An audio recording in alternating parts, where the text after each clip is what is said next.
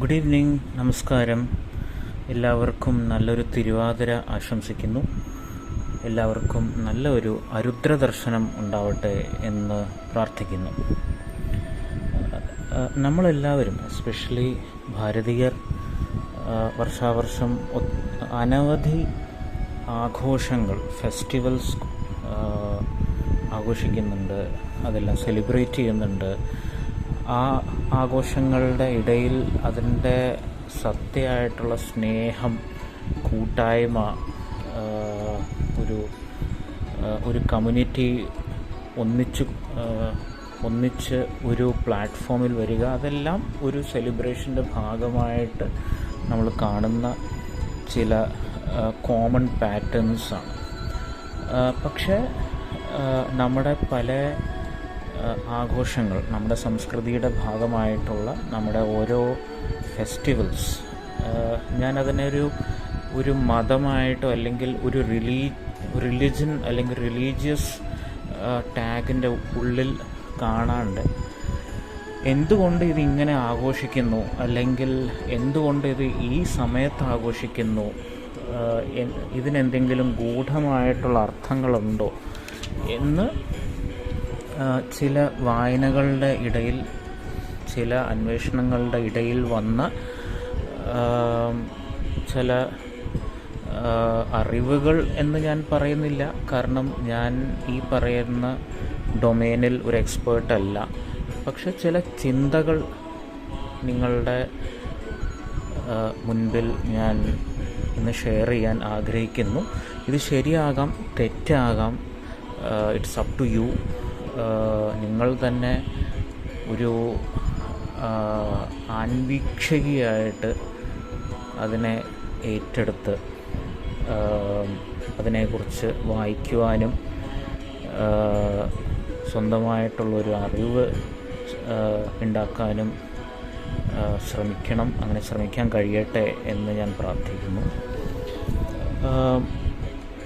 ഇന്ന് നമ്മൾ തിരുവാതിരയാണ് ആഘോഷിക്കുന്നത്. കഴിഞ്ഞ ഒരു 2-3 ദിവസമായി മകീരം വ്രതം ഇന്നലെ തുടങ്ങി, ഇന്ന് രാത്രി അത് അവസാനിക്കുന്നു. എസ്പെഷ്യലി കേരളത്തിൽ നമ്മുടെ വനിതകൾ, അമ്മമാർ, അനിയത്തി, ചേച്ചി, ഭാര്യ, മുത്തശ്ശിമാരെല്ലാവരും തിരുവാതിര ആഘോഷിക്കുന്നു. ഒരു വനിതകളുടെ ആഘോഷമായിട്ടാണ് ഇതിനെ കാണുന്നത്, അല്ലെങ്കിൽ ഒരു ഫെമിനിൻ പേഴ്സ്പെക്റ്റീവിലാണ് ഇതിനെ, ഈ ഒരു ആഘോഷത്തെ എല്ലാവരും കാണുന്നത്. പലയിടത്തും ഞാൻ വായിക്കുകയുണ്ടായി, കേരളീയരുടെ കർവാ ചൗത്ത്, അതായത് നമ്മുടെ നോർത്ത് ഇന്ത്യയിൽ ഭാര്യ ഭർത്താവിന് വേണ്ടി വ്രതം നോക്കുന്ന കർവാ ചൗത്ത് എന്ന് പറയുന്ന ഒരു റിലീജിയസ് ഫെസ്റ്റിവൽ ഉണ്ട്, ഒരു ആചാരമുണ്ട്. എനിക്ക് തോന്നുന്നു ദീപാവലിയുടെ ഒക്കെ സമയത്ത് വരുന്ന ആണെന്ന് എനിക്ക് തോന്നുന്നു, കൃത്യമായിട്ട് എനിക്കറിയില്ല, കണ്ടിട്ടുണ്ട്. അപ്പോൾ കേരളീയരുടെ കർവാ ചൗത്താണ് തിരുവാതിര എന്ന് ചിലയിടത്ത് വായിക്കുകയുണ്ടായി. പക്ഷെ പിന്നീട് വന്ന ചില വായനകളുടെ ഭാഗമായിട്ട് എനിക്ക് മനസ്സിലായത് ഇത് അതിനേക്കാളുടെയൊക്കെ ഒരു വലിയ സംഭവമായിട്ടാണ് ഇത് നിൽക്കുന്നത്. കാരണം എന്തുകൊണ്ട് ധനുമാസത്തിലെ തിരുവാതിര നക്ഷത്രം ആഘോഷിക്കപ്പെടുന്നു?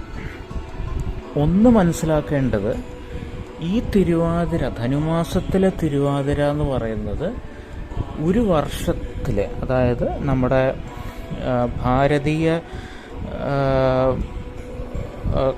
കലണ്ടർ പ്രകാരമുള്ള വർഷത്തിൽ, അല്ലെങ്കിൽ എനിക്ക് തോന്നുന്നു അല്ലെങ്കിൽ നോർമൽ കലണ്ടർ വൈസ് നോക്കിയാൽ പോലും ഇത് ഏറ്റവും ലോങ്കസ്റ്റ് നൈറ്റാണ്. അത് മനസ്സിലാക്കണം. അത് നമ്പർ 1.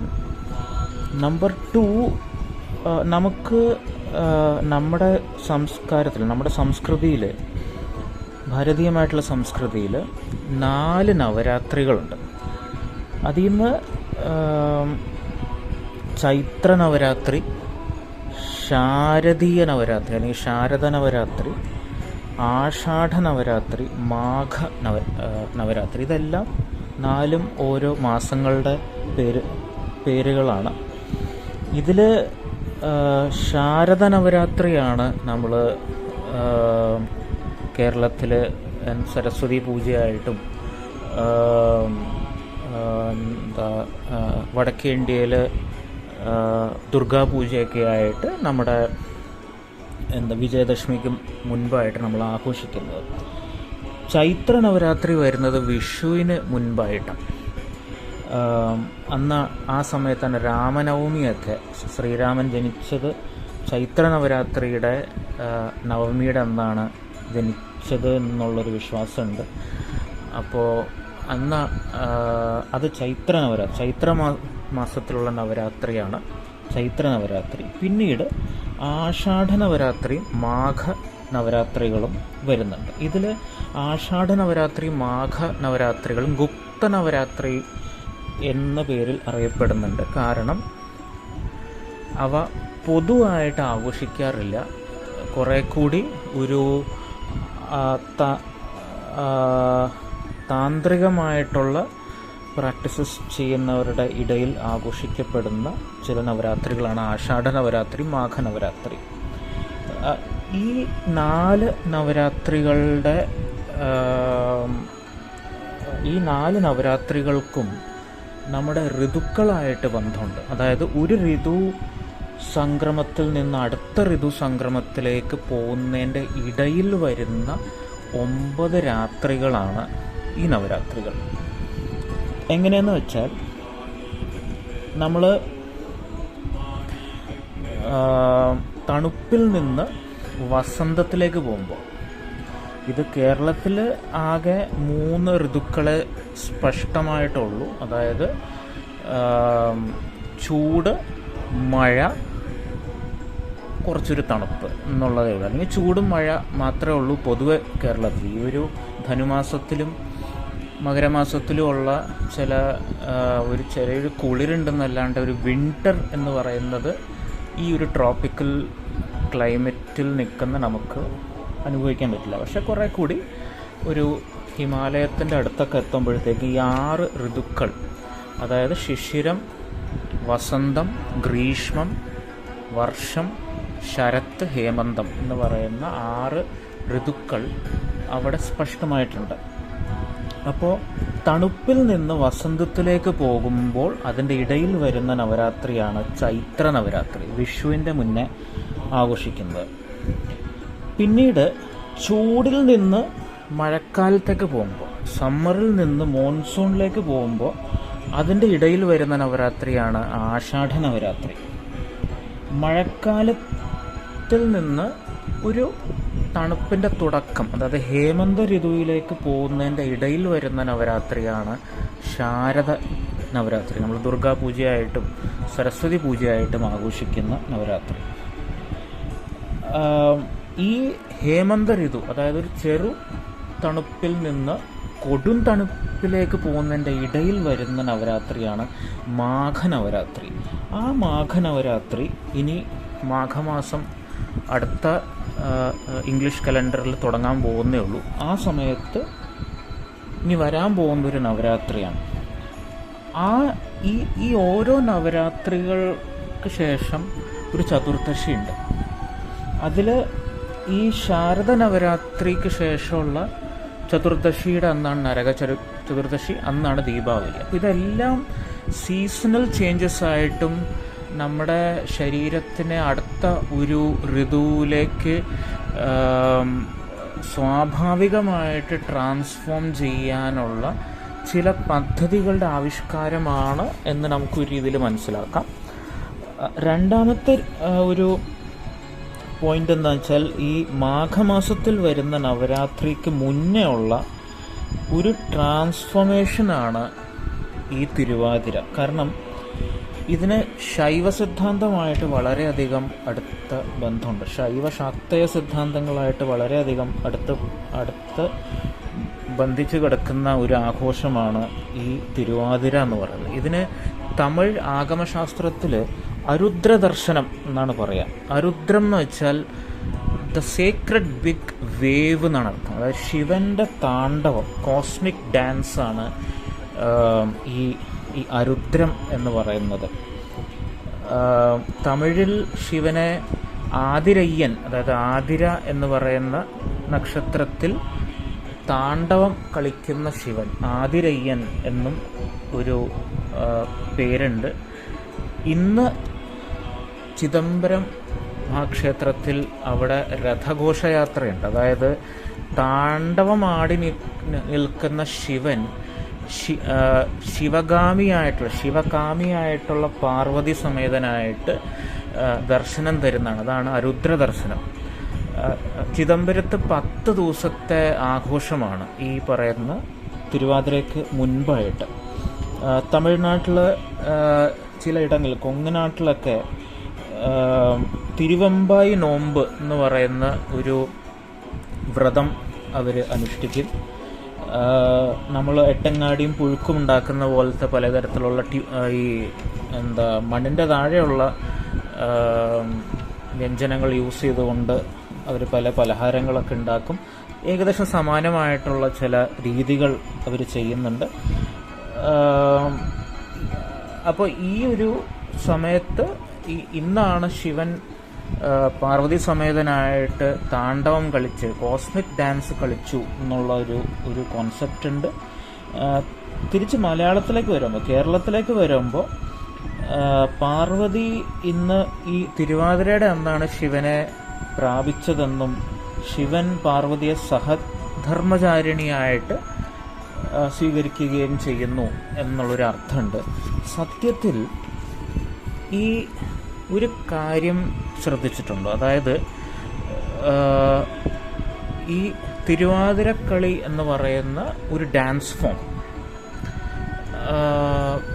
ബാക്കി എല്ലാ ഡാൻസ് ഫോംസ്, നിങ്ങൾ ഭരതനാട്യം ആയിക്കോട്ടെ, അല്ലെങ്കിൽ കുച്ചിപ്പുടി, മോഹിനിയാട്ടം, കഥകളി, എന്താണെങ്കിലും അതെല്ലാം ഒരു നാടകമാണ്, അല്ലെങ്കിൽ അതൊരു തിയേറ്റർ ആക്റ്റാണ്. ഇത് മാത്രം ഒരു സെലിബ്രേഷൻ ആർട്ടായിട്ട് നിൽക്കുന്നുള്ളൂ. അല്ലെങ്കിൽ ഇത്തരത്തിലുള്ള മറ്റ് ഡാൻസുകൾ, ഇപ്പോൾ സമാനമായിട്ടുള്ള ചില ആർട്ട് ഫോംസ് ശാക്തേയ മതം പ്രചാരമുള്ള നോർത്ത് ഈസ്റ്റുകളിൽ, സിക്കിം അല്ലെങ്കിൽ തിബത്യൻ ബുദ്ധിസത്തിലൊക്കെ സമാനമായിട്ട് ഇതിലുള്ള വട്ടത്തിലുള്ള ഡാൻസ് ഫോംസ് ഉണ്ട്. ഈ വട്ടത്തിൽ കളിക്കുക എന്ന് പറയുന്നത് ഇത് ഒരു സെലിബ്രേഷൻ്റെ ഭാഗമായിട്ട് മാത്രം ചിട്ടപ്പെടുത്തിയതാണോ എന്ന് എനിക്ക് സംശയമുണ്ട്. കാരണം വട്ടം എന്ന് പറയുന്നത്, 0 എന്ന് പറയുന്ന സംഖ്യ തന്ത്രത്തിൽ, എസ്പെഷ്യലി ശൈവമതത്തിൻ്റെ പാശുപതത്തിലൊക്കെ വളരെയധികം ഇമ്പോർട്ടൻസ് ഉള്ള ഒരു സിമ്പിളാണ് ശൂന്യം. അതായത് നന്ദികേശൻ്റെ ശൈവ സിദ്ധാന്തത്തിലൊക്കെ 0 ഒരു ഇമ്പോർട്ടൻറ്റ് സിമ്പിളായിട്ട്. അതായത് ജഗത്തിൻ്റെ ഉത്ഭവം 0ത്തിൽ ആരോപിക്കപ്പെടുന്ന ചില കോൺസെപ്റ്റുകളുണ്ട്. ഞാൻ പറയുന്നതെല്ലാം ഒരു ഓർമ്മയിൽ നിന്ന് പറയുന്നത് മാത്രമേ ഉള്ളൂ. ശരി തെറ്റുകൾ ഉണ്ടാകാം, ക്ഷമിക്കുക. വീണ്ടും പോയി വായിക്കണം. ഞാനും വായിക്കാം, നിങ്ങളും പോയി വായിക്കുക. അപ്പോൾ ഇത്തരത്തിൽ ഒട്ടനവധി സിദ്ധാന്തങ്ങൾ, ശാസ്ത്രങ്ങളിലൂടെ